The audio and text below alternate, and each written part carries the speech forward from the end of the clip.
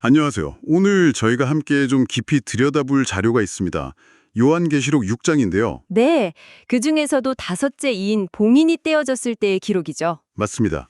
순교한 영혼들이 하나님의 심판을 막 부르짖는 장면, 그리고 거기에 대한 하나님의 응답, 이게 오늘 이야기의 중심입니다. 이 자료를 보면요. 신앙을 가졌다고 해서 고난이 없어지는 게 아니라는 점을 좀 강하게 이야기하는 것 같아요. 그렇죠. 오히려 그 고난 속에서 증인으로서 어떻게 살아야 하는가 이런 질문을 던지는 거죠. 당신이 여기서 어떤 통찰을 얻으실 수 있을지 한번 같이 파헤쳐보죠. 좋습니다. 자, 그럼 먼저 요한계시록 6장의 그 배경부터 좀 짚어볼까요? 네, 그 앞에 네 개의 인이 먼저 떼어지잖아요. 네, 그렇죠. 첫 네 인이 떼어지면서 뭐랄까 인간의 탐욕 때문에 벌어지는 재앙들, 전쟁, 기근, 질병, 죽음 이런 암울한 그림이 펼쳐졌죠. 맞아요. 세상이 점점 어두워지는 그런 모습이었는데 그런데 딱 다섯째 인에서 장면이 확 바뀝니다. 하늘로요. 네, 제단 아래에서 목소리가 들려오죠. 바로 그 장면입니다. 하나님의 말씀, 또 그들이 가진 증거 때문에 죽임을 당한 영혼들이래요. 이들이 큰 소리로 외치고 있어요. 그 외침이 아주 생생하죠. 거룩하고 참되신 주님, 언제까지입니까? 네, 언제까지 딴에 사는 자들을 심판해서 우리 피를 갚아주지 않으실 겁니까? 하고 정말 간절하게 부르짖습니다. 그 절박함이 느껴지시죠? 그럼요. 여기서 우리가 좀 주목해야 할 부분이 이 사람들이 바로 증인의 삶을 살다가 순교한 이들이라는 점이에요. 아, 증인이요. 네, 그러니까 세상의 가치관을 따른 자 아니라 하나님의 말씀을 따르다가 죽임까지 당한 거죠.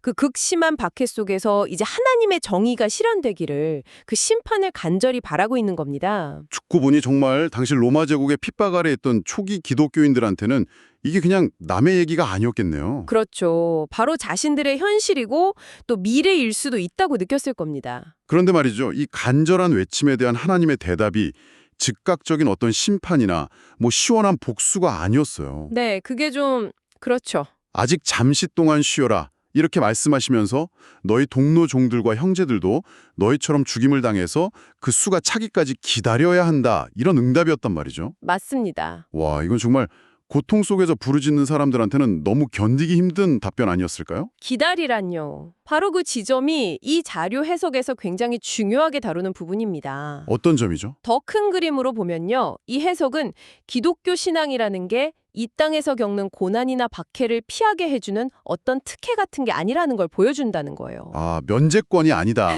그렇죠. 오히려 성도들은 그런 어려움 속에서도 하나님의 가치를 따라서 살고 또 어두운 세상의 진리의 빛을 비추는 그 증인의 사명, 이걸 감당하도록 부름받았다는 해석인 거죠. 그래서 자룡에서는 이 위기라는 게 진짜 믿음이랑 가짜 믿음을 구별하는 어떤 시금석, 시험대와 같다고까지 이야기합니다. 야, 이거 정말 흥미로운 관점이네요. 우리가 보통 생각하는 믿음의 혜택과는 좀 결이 다른데요. 네, 상당히 다르죠. 그렇다면 믿는 사람들이 겪는 어려움이나 때로는 불행처럼 보이는 일들, 이건 어떻게 이해해야 할까요? 이 자료는 거기에 대해서 뭐라고 하나요? 이 해석에 따르면요. 하나님께서 악인에게나 의인에게나 똑같이 햇빛을 주시는 것처럼 이 땅을 사는 동안에는 성도라고 해서 특별 대우를 받는 게 아니라는 거예요. 현세적인 안락함 같은 거요. 아, 그럼 믿음의 진짜 혜택은 뭔가요? 그건 세상적인 게 아니라 하나님 나라와 그분의 뜻을 구하며 살아갈 때 주어지는 영적인 것, 거기에 있다는 거죠. 영적인 것, 네. 그리고 이게 우리한테 아주 중요한 질문 하나를 던지게 만들어요. 어떤 질문이죠? 우리의 기도가 과연 나의 뜻을 이루기 위한 것인가? 아니면 정말 하나님의 뜻이 이루어지기를 구하는 것인가 하는 질문입니다. 아, 내 뜻이냐, 하나님 뜻이냐? 그렇죠. 이 자료가 요한일서 5장 14절을 인용하는데요. 우리가 하나님의 뜻을 따라 구하면 하나님께서 우리의 간구를 들어주신다는 말씀이에요. 네. 오직 하나님의 뜻에 부합하는 기도만이 진짜 의미가 있다. 이걸 강조하는 거죠. 심지어는 이런 경고까지 해요. 만약에 나의 뜻을 따라서 기도하는데도 응답되는 것처럼 보인다면 그건 어쩌면 가짜일 수 있다고요. 와, 상당히 강력한 경고인데요? 네, 좀 섬뜩할 정도죠. 그렇군요. 그러니까 이 자료의 핵심은 우리가 자꾸 하나님의 시간표를 바꾸려고 하거나 고난을 피하려고만 애쓸 게 아니라는 거네요. 맞습니다. 그보다는 어떤 상황이 닥치든 우리에게 맡겨진 그 증인의 사명, 이걸 감당하면서 인내해야 한다. 이런 이야기로 들립니다. 자, 그럼 이 모든 것이 오늘 당신에게는 어떤 의미로 다가오시나요? 정리를 좀 해보자면요. 이 자료는 결국 다섯째인 사건을 통해서 참된 믿음이라는 게 세상적인 가치나 안락함 추구가 아니라는 걸 보여주는 것 같아요. 네.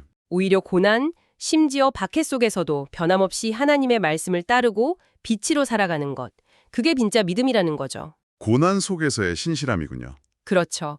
그리고 하나님은 분명히 성도들의 기도를 다 듣고 계시지만 그분에게는 우리 생각보다 더 큰 계획과 그분의 때가 있다는 것. 우리는 그 뜻이 이루어질 것을 신뢰하면서 기다려야 한다는 메시지입니다. 오늘 저희의 탐구를 마무리하면서 당신에게 이런 질문을 한번 던져보고 싶습니다. 혹시 당신은 신앙을 통해서 이 세상에서 남들보다 조금 더 나은 대우나 어떤 특별한 보호 같은 것을 은연중에 기대하고 있지는 않으신가요? 생각해 볼 문제네요. 이 자료는 오히려 믿음 때문에 치러야 할 대가가 있다고 이야기합니다. 하지만 그럼에도 불구하고 먼저 하나님의 나라와 그 의를 구할 때 이 모든 것을 너희에게 더하시리라는 그 약속, 즉 하나님의 신실하심과 공급하심을 믿고 나아가는 것, 그것이 성도의 길이라고 제시하고 있죠. 네, 마태복음 6장 33절 말씀이죠. 맞습니다.